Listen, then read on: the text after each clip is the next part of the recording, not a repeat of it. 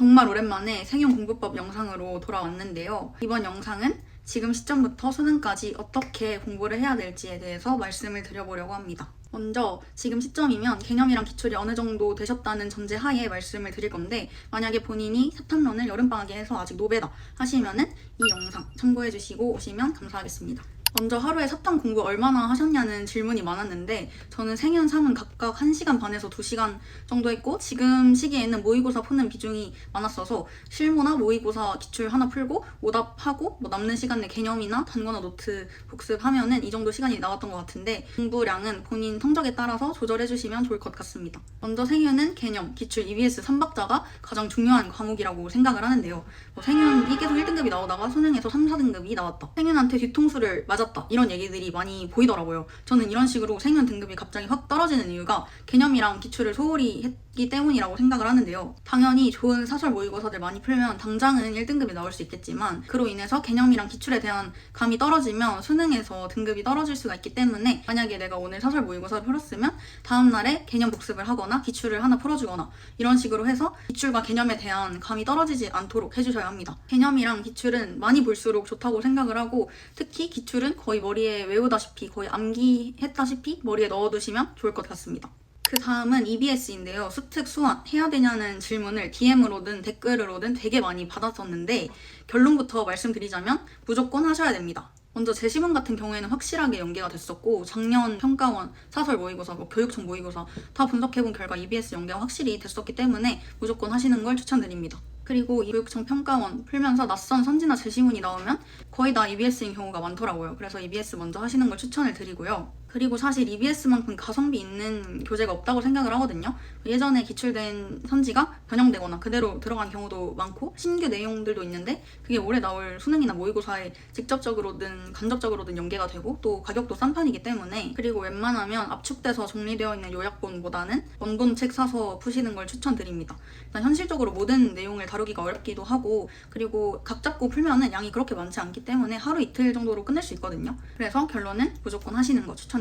그리고 단거나 노트를 안 만드셨다면 지금이라도 꼭 만드셔야 하는데요. 개념서나 기출 교재 정리하는 것도 좋지만 저는 들고 다니면서 컴팩트하게 보고 싶어서 이런 노트에 정리를 했었고요. 개념, 기출, EBS, 사설 다 상관없이 조금이라도 내가 수능장에서 헷갈릴 수 있는 내용이다 싶으면 다 정리해주시는 게 중요합니다.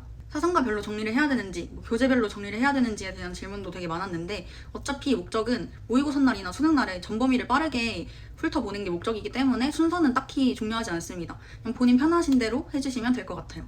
그리고 6평 이후부터 내가 국영수에서 부족한 점을 메꾸는 데 집중을 하다 보면 사탐에 투자할 수 있는 시간이 생각보다 적거든요. 그래서 이 시기에는 내가 몇 개를 더 풀까, 이거보다는 내가 어떤 모의고사를 제대로 분석할까가 훨씬 중요하다고 생각합니다. 수능까지 얼마 안 남았기 때문에 수능이랑 최대한 비슷한 모의고사를 제대로 분석하는 게 훨씬 효율적이거든요. 그래서 제가 오늘 실제로 모의고사를 풀어보면서 어떻게 활용하는지를 보여드리려고 하는데요. 제가 오늘 활용할 모의고사는 강대 K 모의고사입니다. 실전처럼 30분 재고 풀고 와보도록 하겠습니다. A few moments later. 다 풀고 왔고요. 지금 난이도가 마냥 쉽지만 않았어서 살짝 떨리긴 하는데, 일단 채점 한번 해보도록 하겠습니다. 1, 2, 4, 1, 2, 4. 첫 장은 다 맞았고요.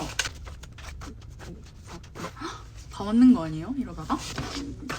마지막 장에서 3점짜리 하나를 틀려가지고 47점인데 그래도 생윤 과외하고 있어서 폼이 엄청 나쁘진 않았던 것 같고요. 그럼 이제 틀린 문제 오답을 해보도록 하겠습니다. 저는 오답할 때 먼저 틀린 이유부터 찾으려고 하는데, 틀린 이유를 알아야 다음에도 똑같은 실수를 안 하거든요. 저는 개념 부족, 원전 이해 부족, 삼지 판단 실수, 이렇게 세 가지로 나눠서 봅니다. 제가 틀린 19번 문제인데요. 교정적 정의 문제로 베카리아을 칸트인데, 사용 이외에 살인죄와 처벌 간의 균형을 보장하는 형벌이 존재할 수 있는가?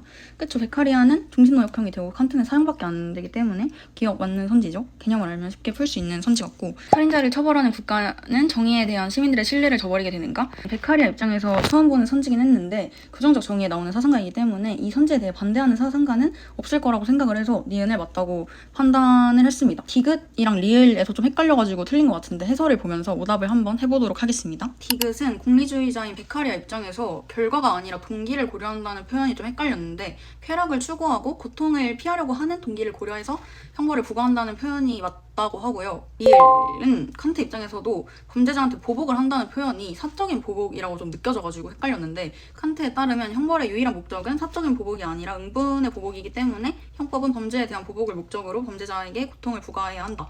맞는 표현이라고 합니다. 이런 식으로 사상과 이미지 게임을 하면서 오답이 좀 발생을 한 것 같은데, 이렇게 느낌으로 풀다가 틀리면 안 되기 때문에 단거나 노트에 써두고 계속해서 안 틀리도록 반복해주시면 좋을 것 같습니다. 이런 식으로 맞은 문제여도 헷갈리는 선지나 제시문이 있었으면 다 써줬고, 이렇게 내가 어떤 사고를 통해서 틀렸는지 이유도 간단하게 적어주었습니다. 이렇게 강케이 모의고사를 제가 직접 풀어보고 왔는데, 일단 제가 제일 먼저 느낀 거는 평가원이 내는 스타일이랑 굉장히 유사하다는 느낌을 받았어요. 그리고 사실 생윤이 개념만 외운다고 문제가 풀리는 과목이 아니잖아요. 내가 외운 개념을 가지고 얼마나 선지에 잘 적용시킬 수 있는지가 중요한 과목인데, 강케이를 풀어보니까 그런 사고 과정을 요구하는 문제가 되게 많더라고요. 그래서 단순히 문제만 푸는 느낌이 아니라 이런 식으로 생각해야 되는구나 를 연습하기 좋은 모의고사라는 생각이 들었습니다. 그리고 저는 해설도 꽤 마음에 들었는데 왜 이 선지가 맞고 틀렸는지 논리적으로 설명을 해줘서 애매했던 부분을 다시 정리하기에 좀 편했습니다. 이런 식으로 원전 해설도 설명이 길기만 한 해설이 아니라 필요한 내용만 딱 정리를 해줘서 오답할 때 시간도 많이 절약이 됐습니다. 그래서 정리를 하자면 모의고사를 많이 푸는 것보다 한 회를 제대로 분석하는 게 중요하다고 생각을 합니다. 실전처럼 풀고 왜 맞았는지 왜 틀렸는지 분석하고 헷갈리는 개념을 단거나까지 이 과정이 반복되면 실전에서 선지를 판단하는 속도가 굉장히 올라갑니다. 추가로 궁금하신 부분이 있다면 댓글로 남겨주세요. 그럼 안녕.